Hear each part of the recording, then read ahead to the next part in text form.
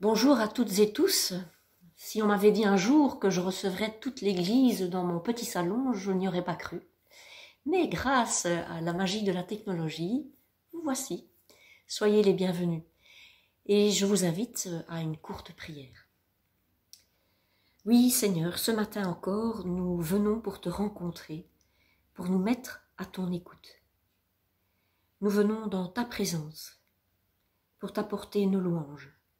Car toi seul es digne de recevoir l'honneur et la gloire au siècle des siècles. Amen. Et c'est ce que je vous propose de chanter maintenant.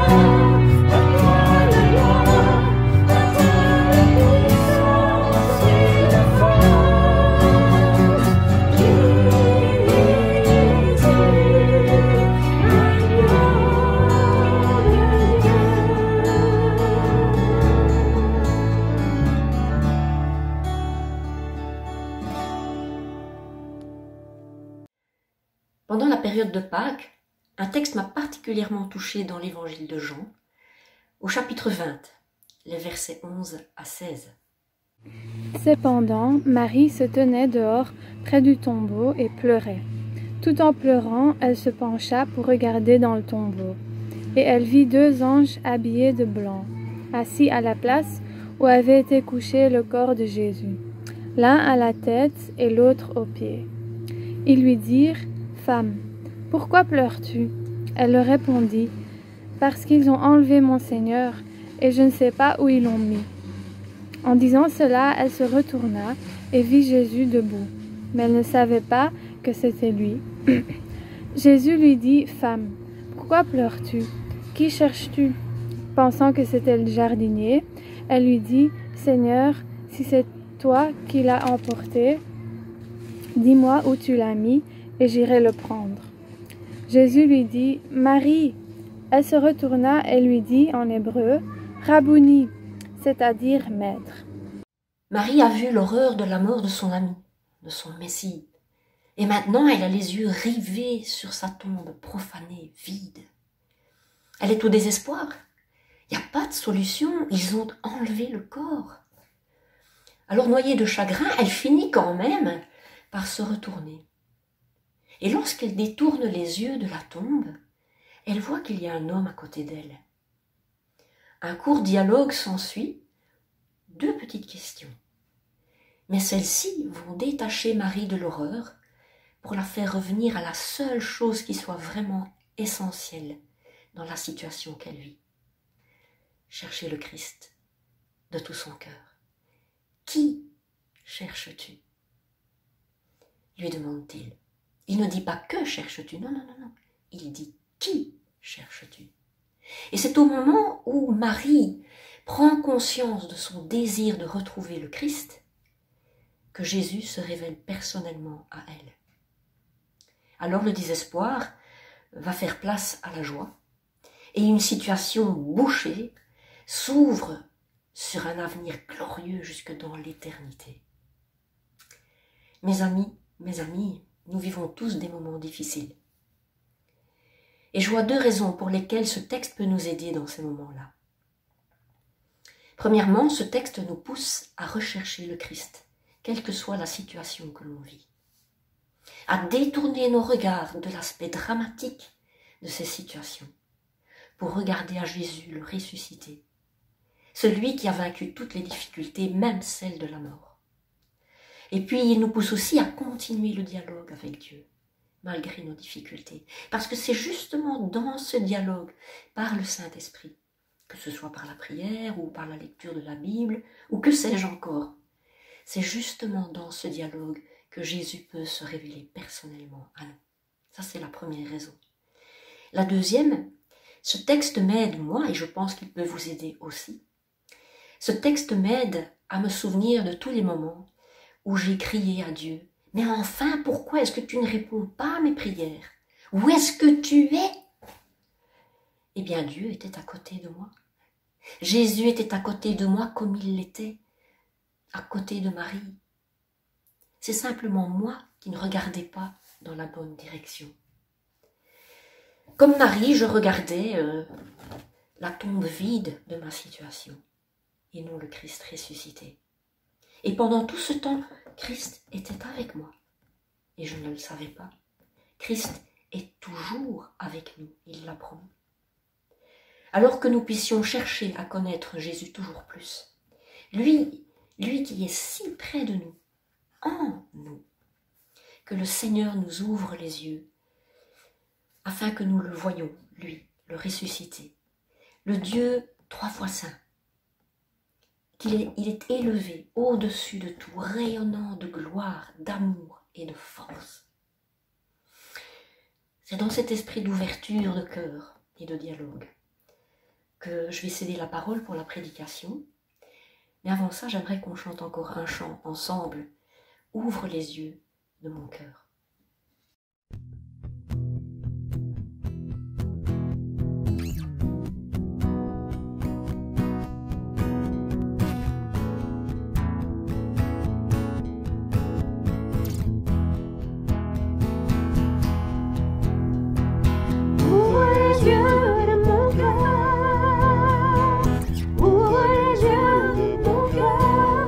Je désire te voir.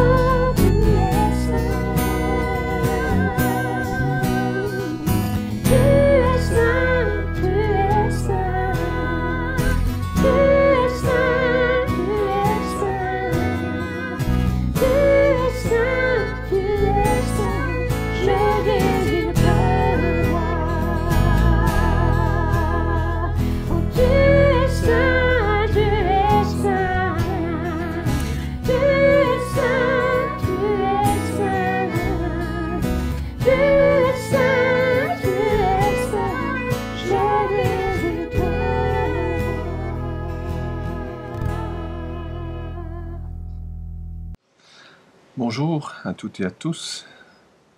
Je vous souhaite la bienvenue dans notre jardin au milieu de la ville de Mons, un endroit paisible et agréable. Je me réjouis de vous voir bientôt et en attendant, je vous propose une fois de plus d'ouvrir la parole de Dieu dans le psaume 123 que nous pouvons intituler « Le serviteur, la servante et Dieu ». Le service est donc le thème du psaume 123 que nous allons lire et méditer ce matin. Alors c'est la 4e étape que nous faisons ensemble dans cette série de 15 psaumes qui démarre au psaume 120 et se termine au psaume 134. On les appelle, vous le savez, les psaumes des montées parce qu'ils étaient chantés par les pèlerins juifs qui, voici plus de 2000 ans, partaient en pèlerinage vers le temple et montaient vers Sion, une petite colline à 700 mètres d'altitude où fut fondée Jérusalem. Ils montaient surtout, spirituellement, pour se présenter devant Dieu dans ce temple magnifique construit par Salomon. C'est la 4e fois que nous méditons ces psaumes ensemble, et vous savez maintenant que chacun marque une étape importante de notre vie chrétienne. Le psaume 120, c'est le premier pas vers Dieu. Le psaume 121, c'est Dieu te gardera en chemin. Le psaume 122, c'est l'adoration ou la maison de Dieu. Et enfin, ce psaume 123, le serviteur, la servante et Dieu. Lors du culte en ligne du 19 avril, nous avions même médité ensemble le psaume 131 qui parlait de l'humilité, du calme et de la confiance en Dieu. C'est aussi un des 15 psaumes des montées. Alors un petit rappel pour ceux qui n'étaient pas avec nous. Le 15 septembre, nous avions parlé du psaume 120 qui dit ceci : « Dans ma détresse, j'ai fait appel à l'Éternel et il m'a répondu. Ô Éternel, délivre-moi des lèvres fausses, des langues mensongères. » C'était donc le début de ce psaume, c'est le premier pas nécessaire du pèlerin avec Dieu, fuir tous les mensonges et nous revêtir de la vérité de Dieu, revêtir Christ, la parole de Dieu. Le deuxième pas, c'est le psaume 121, que le pasteur Eugène Peterson appelle le bureau d'accueil du pèlerin. Alors ce psaume 121 commence comme suit : « Je lève les yeux vers les montagnes, d'où le secours me viendra-t-il ? Mon secours vient de l'Éternel, qui a fait le ciel et la terre. » Nous avions médité sur les 3 dangers de la marche, les faux pas que nous faisons tous, un jour ou l'autre, le soleil, les dangers du soleil ou la surchauffe de nos journées, la lune et les dangers de la nuit. Et dans ce psaume 121, 10 fois, nous verrons que le protecteur, c'est l'Éternel. Ce psaume 121 nous invite à tourner nos regards vers Dieu et à lui faire totale confiance. C'est ça la foi. Si nous expérimentons ces 2 premières étapes dans nos vies, alors nous n'aurons qu'une envie, c'est nous approcher de Dieu dans sa maison et l'adorer. C'est le psaume 122 qui commence comme suit : « Je suis dans la joie lorsqu'on me dit « Allons, montez à la demeure de l'Éternel. » Je suis dans la joie lorsqu'on me dit « Nous allons monter à la demeure de l'Éternel. » Alors nous avions mis en parallèle l'alliance de Dieu avec Israël dans l'Ancien Testament et l'alliance de Dieu avec l'Église dans le Nouveau Testament. L'Église est, nous dit l'Écriture, cette demeure spirituelle dont Jésus lui-même dit « Je bâtirai mon Église ». Nous avions conclu ce psaume 122, la méditation, avec 5 actions pour changer notre vision de l'Église. Première chose, cultiver notre relation avec Dieu pour nous abreuver de sa vérité et nous remplir de son amour. Deuxièmement, devenir des pèlerins en marche. Psaume 121. Nous lever, marcher sur le chemin de Dieu avec confiance. Et puis, troisième chose, voir l'Église en grand, comme dans le psaume 122, comme une grande ville unie, bien bâtie, acquise par Dieu, par le sang de Jésus à la croix. Quatrième chose, être des artisans de paix, prier et travailler au lien de la paix dans l'Église et dans la société en général. Et enfin, et c'est là le sujet principal d'aujourd'hui, c'est devenir des serviteurs. C'est ce que nous allons voir avec le psaume 123. Ce psaume que nous allons lire n'est pas une liste de prescriptions sur comment servir les autres. Pour cela, je vous invite à lire par exemple Romains 12 à 16, et là vous trouverez des commandements précis.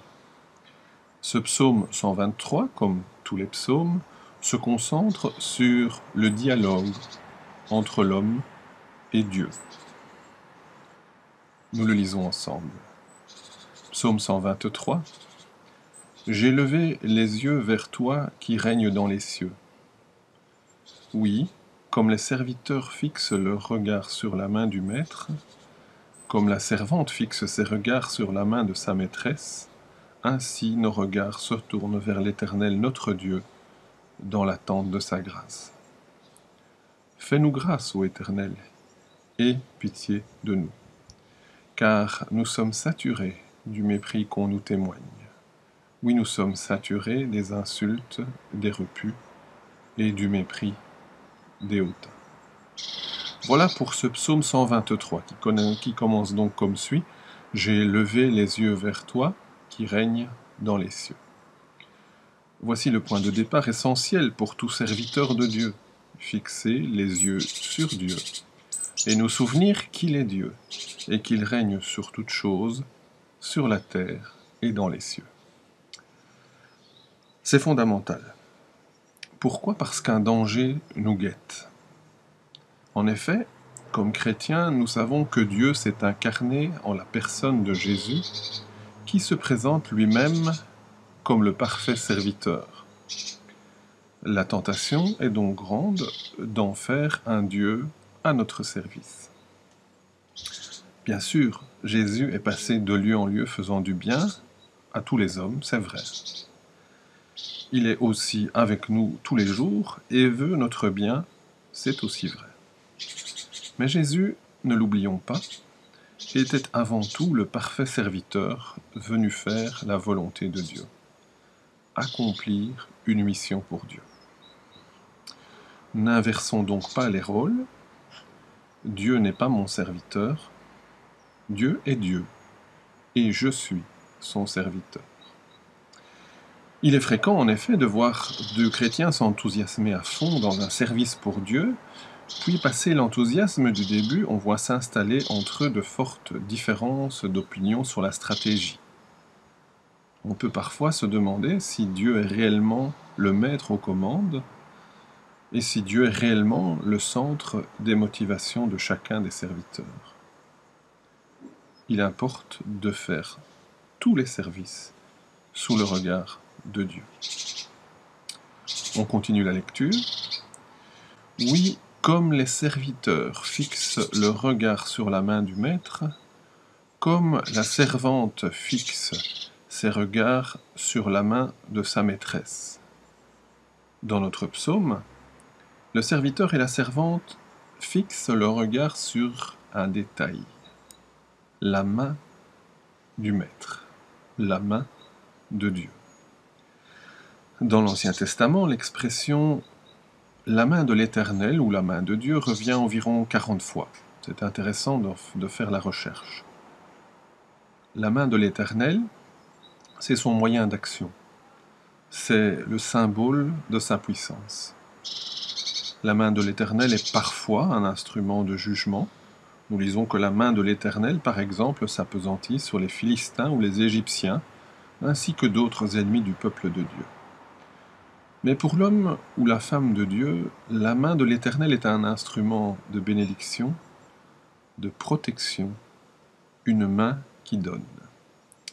À Moïse, qui doute, l'Éternel dit « La main de l'Éternel serait-elle trop courte? Tu verras maintenant si ce que je t'ai dit arrivera ou non. » Nombre 11, 23. Le prophète Ésaïe proclame « La main de l'Éternel n'est pas devenue trop courte pour délivrer, ni son oreille trop dure pour entendre. » Ésaïe 59, verset 1. Qu'il est bon de mettre sa confiance en Dieu, comme un roi dont parle l'auteur des Proverbes. Le cœur du roi, dans la main de l'Éternel, est comme des ruisseaux d'eau, il l'incline à tout ce qui lui plaît. Proverbe 21, verset 1. Encore le prophète Ésaïe dit ceci, « La main de l'Éternel se fera connaître à ses serviteurs et sa fureur à ses ennemis. » Ésaïe 66, 14. Ézéchiel ou Néhémie disent souvent « La main de l'Éternel fut sur moi ». Et dans son discours, pour convaincre des hommes de travailler à la construction de Jérusalem, Néhémie dit ceci « Et je leur racontai comment la main de l'Éternel mon Dieu avait été bonne sur moi, et aussi les paroles que le roi m'avait dites. Et ils dirent « Levons-nous, construisons ». Et ils fortifièrent leurs mains pour bien faire. Néhémie 2, verset 18. Voici la conséquence de nos yeux fixés sur la bonne main de Dieu. C'est que nos propres mains sont fortifiées et qu'elles deviennent des instruments de bénédiction pour les autres, au service de notre divin Maître. On poursuit la lecture de notre psaume, nos regards se tournent vers l'Éternel notre Dieu dans l'attente de sa grâce. Fais-nous grâce, ô Éternel, et pitié de nous, car nous sommes saturés du mépris qu'on nous témoigne. Oui, nous sommes saturés des insultes, des repus et du mépris des hautains. Les membres du peuple de Dieu qui prononcent ces paroles au temps des psaumes étaient entourés d'ennemis et avaient besoin de la protection du Dieu Tout-Puissant. Mais ils cherchaient, on le voit aussi dans ce texte, quelque chose de plus grand qu'une simple protection. Ils cherchaient la grâce de Dieu. Ils se rendaient au temple de Jérusalem pour y adorer Dieu, ce Dieu tellement saint qu'ils n'osaient pas en prononcer le nom. Arrivés à Jérusalem, ils ne pouvaient pas non plus s'approcher, sauf en respectant beaucoup de précautions. Ils offraient des sacrifices prescrits, mais ils le faisaient même par l'intermédiaire des Lévites, le personnel du temple, et ils ne pouvaient pas eux-mêmes s'approcher, et encore moins s'approcher du lieu très saint, le lieu de la présence de Dieu, où seul le sacrificateur, une seule fois par an, pouvait entrer. Lors de cette cérémonie, ils espéraient que tous les rites avaient été correctement accomplis et que l'Éternel ferait grâce, et que le souverain sacrificateur ne serait pas foudroyé. Quel suspense pour ceux qui attendaient à l'extérieur. Pour nous, c'est différent. Nous pouvons nous approcher. Hébreux 4, verset 16 nous dit « Approchons-nous donc avec assurance du trône de la grâce, afin d'obtenir miséricorde et de trouver grâce pour être secourus dans nos besoins. » Ce texte dans le Nouveau Testament souligne même que nous pouvons nous approcher avec assurance, sans crainte. Pourtant, Dieu est toujours très saint et moi je ne suis pas meilleur que le peuple des psaumes. Hébreux 4, verset 13 nous dit « Nulle créature n'est cachée devant lui, mais tout est à nu et à découvert aux yeux de celui à qui nous devons rendre compte. » Ainsi donc, ce Dieu pourtant toujours très saint, qui connaît toutes mes pensées cachées, tous mes actes secrets, est prêt à me faire grâce. Mais pourquoi ? Parce qu'entre les deux affirmations que nous venons de lire, en Hébreux 4, il y a deux versets, 14 et 15, qui disent ceci. Ainsi, puisque nous avons un grand souverain sacrificateur qui a traversé les cieux, Jésus, le Fils de Dieu, demeurons fermes dans la foi que nous professons. Car nous n'avons pas un souverain sacrificateur incapable de compatir à nos faiblesses, au contraire, il a été tenté comme nous, en toutes choses, sans commettre le péché. La Bible va même plus loin. Elle enseigne que Jésus-Christ, le Fils de Dieu, n'est pas juste le souverain sacrificateur qui se présenterait en notre nom devant Dieu, mais que Jésus lui-même est le sacrifice parfait qui règle une fois pour toutes la question du péché. Souvenez-vous, dans l'Évangile, lorsque Jésus s'écrie « c'est accompli », il est sur la croix, le voile du temple se déchire depuis le haut jusqu'en bas. Le voile du temple, c'est justement ce qui marquait cette frontière infranchissable vers le lieu très saint. Remarquez, le voile se déchire depuis le haut jusqu'en bas. C'est donc le Dieu qui règne dans les cieux de notre psaume 123 qui déchire le voile et atteste par ce geste que l'accès au lieu très saint est désormais ouvert. Nous avons accès avec assurance au trône de la grâce. Pour le dire autrement, c'est le sang de Christ versé à la croix qui me rend suffisamment pur pour accéder à Dieu. La Bible dit aussi que nous sommes libérés de l'esclavage du mal. Nous ne sommes donc plus des esclaves, mais des serviteurs du bien, libres de nos choix. C'est librement que nous choisissons de croire ces choses et de mettre notre cœur dans la bonne main de Dieu. Ma prière ce matin, c'est que, comme pour le roi du livre des Proverbes, notre cœur puisse couler comme des ruisseaux, en bénédiction pour celles et pour ceux qui nous entourent. Confiez votre cœur à la main bienveillante de notre Dieu. Laissez-le vous diriger là où lui sait que vous serez utile. Là où lui sait que vous serez utile. Pour son plan d'amour, pour la construction de son Église, pour l'avancement de son royaume, pour sa gloire. Amen. Merci Pierre. Alors nous sommes arrivés, en principe, au moment de la Sainte Seine. Bon, ça va être un petit peu difficile virtuellement, je l'accorde, mais ça ne nous empêche quand même pas de nous souvenir de ce que Christ a fait pour nous. Alors il y a une troisième chose qui m'a frappée dans le texte de la résurrection que nous avons lu tout à l'heure. En fait, j'aurais voulu être une petite souris pour être présente lors du dialogue entre Jésus et Marie. Et surtout lorsque Jésus a prononcé son prénom, Marie. Imaginez, Jésus venait de donner sa vie pour elle. Il avait souffert sur la croix. Il avait souffert le martyre pour l'humanité, mais aussi pour elle.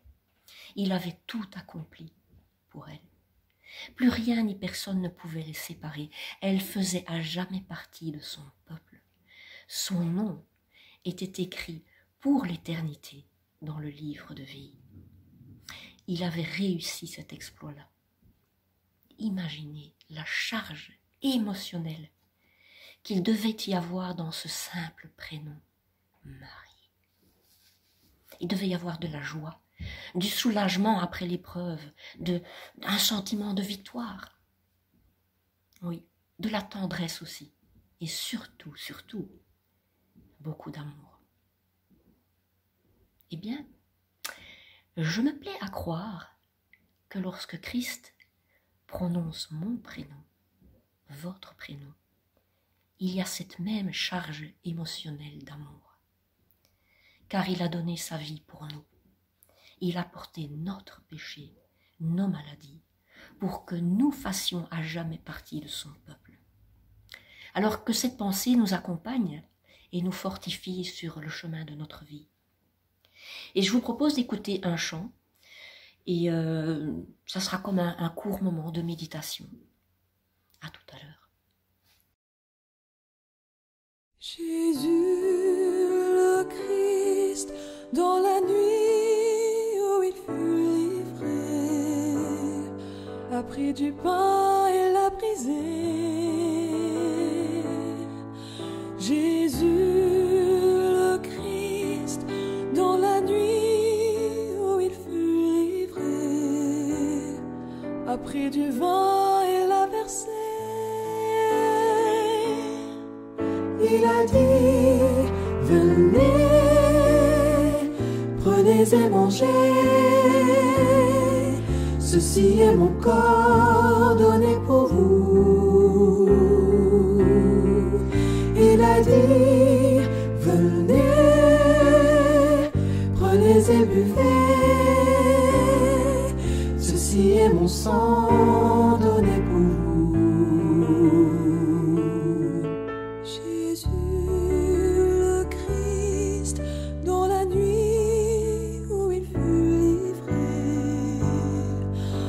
Du pain et l'a brisé.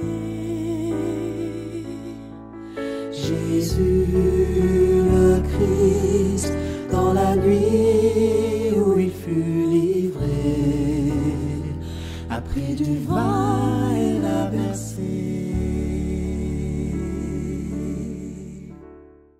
Nous arrivons tout doucement à la fin de notre culte et j'aimerais vous laisser avec les quelques versets suivants.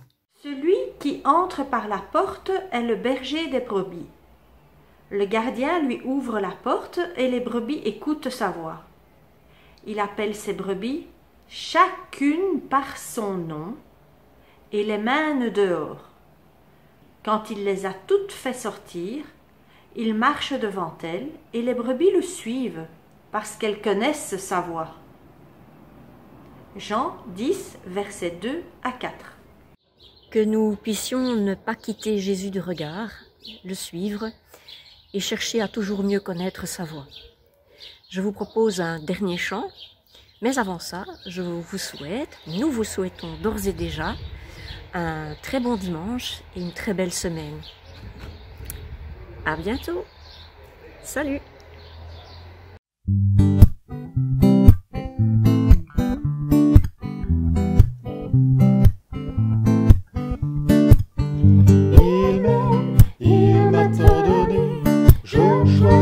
Suivre celui qui me fait vivre.